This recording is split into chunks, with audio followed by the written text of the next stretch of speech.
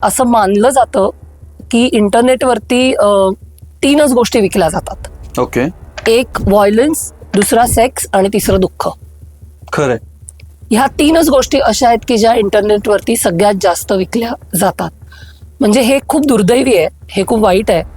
पण जर तू बारकाईने बघितलंस तर तुझ्या असं लक्षात येईल की साधे रील्स घेतो, रील्समध्ये सीसीटीव्ही फुटेज नावाची एक कॅटेगरी आहे की रिअल लाईफ किंवा रिअल टाइम मध्ये जो व्हायलन्स होतो, कोणीतरी कोणाला तरी रस्त्यावरती मारतंय, कोणीतरी कोणाला तरी अब्यूज करतंय, मग त्याच्यात फिजिकल अब्यूज असतो, सेक्शुअल अब्यूज असतो.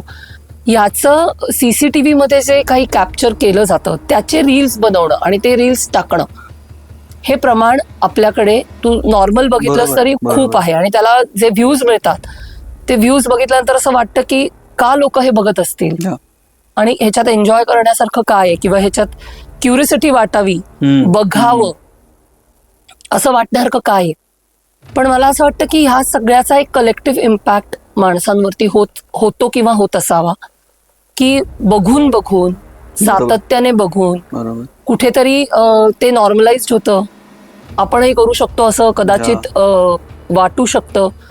असंही वाटू शकतं की आपण केलेला गुन्हा लपवता येईल किंवा गुन्हाच नाहीये, तो गुन्हाच नाहीये किंवा ते पचवता येईल. बरोबर. हे सगळं वाटण्याच्या शक्यता डेफिनेटली वाढतात, कारण एक्सपोजर त्या पद्धतीचं आणि तितकं अग्रेसिव्ह आहे.